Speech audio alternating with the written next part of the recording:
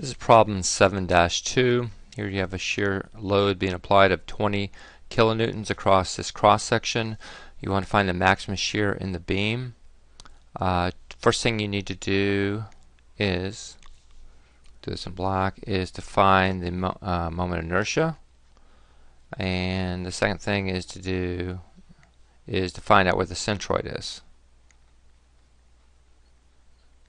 Now the thing about this one, it's symmetrical, so we know that we come up 20 and then another 150, we can find out where the cross section, where the centroid is going to be.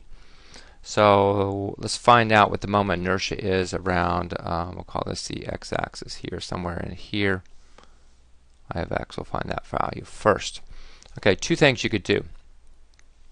You could find the moment inertia of each cross section about its own centroid, and then multiply it by the area, add it to the area times the distance from this overall centroid of the cross sections squared. Or, let me get rid of this real quick. What I would probably do would be think of it in this terms here. I'm going to draw myself a rectangle, and then I'm going to subtract out a rectangle here and a rectangle here. Again, that picture's not very good, but if I subtract out those two, I get what's inside here as a moment inertia. That's what I'm going to do.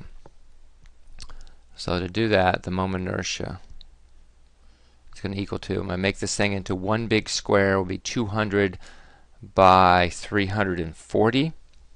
So that would be 1/12 times my base, which would be 200 divided by 1,000, or 0.20, times the height, which is 340 divided by 1,000, which is 0.34. We'll cube that. That gives me the overall moment inertia. And now we're going to subtract out these. I'm going to subtract out, and I got two of those, of 1/12. Let's see what that's going to be. That gives me 200. That width is 20. So 200 minus 20 is 180. So this would be, what would that be, 90? Yeah, let's just do that times 90. So times 90 divided by 1,000, which is 0.09. And then divide by the height of that. And the height of that is going to be 300. So 0.3. And we'll cube that. And if we do that, we should get a value of about, let's say, value of 2.5007 roughly, times 10 to the minus fourth. And that would be meters to the fourth power. Alright, now we got the moment inertia. Now, the way this works is this. You want to find maximum stress. Maximum stress will occur at the centroid. So what we're going to do is we're going to divide this in two. And now what we want to do is we want to find out, I'll kind of shade this in. You can let Q be this, or you can let Q be this up here. I'll do a different color. It really makes no difference at all. Alright, so the hard part about this is trying to find out what your neutral, what the distance is. So what we're going to do is, first thing, we're going to break these into two parts. And I'm going to draw it down here. I hope this makes sense. Draw kind of what that cross section looks like. I'm going to draw this over here. Draw this over here.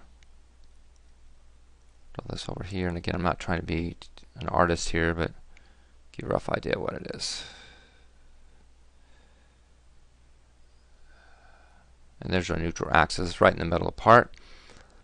Alright, now we're going to label everything. So it's going to be 20 plus 150. So it'd be, I'll just put these dimensions on here.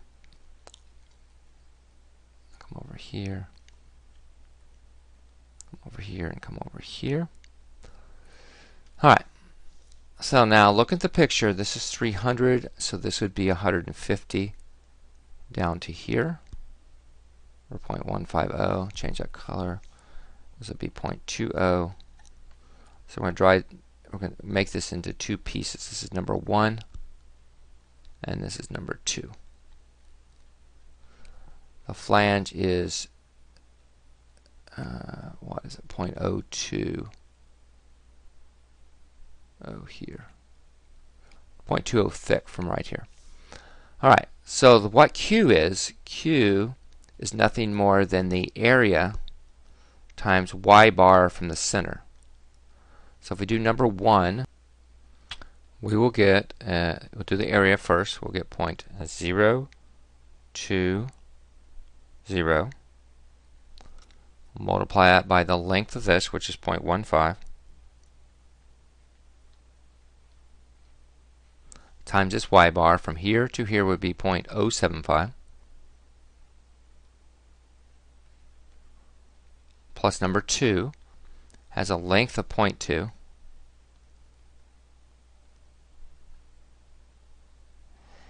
has a height of 0.02, and now we want to come down from here down to the center, which will be 0.15, plus half of this, which will be 0.160. We add those together, that'll give me my Q value. Run that in the calculator. 0.02 times 0.15 times 0.075 plus 0.2 times 0.02 times 0.16. And that gives me a value of 8.65 times 10 to the minus 4. Alright, so now we go back and now we're ready to run the equation. And T max will be nothing more than V times Q times I times T. T being the thickness where you're taking the stress. So we'll put in the values. V we said was going to be 20 kilonewtons. So it'd be 20 times 10 to the third times our Q value that we got here.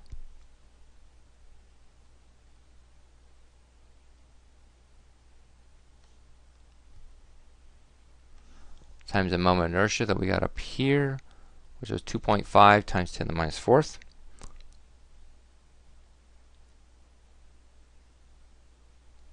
Oops, hang on just a second.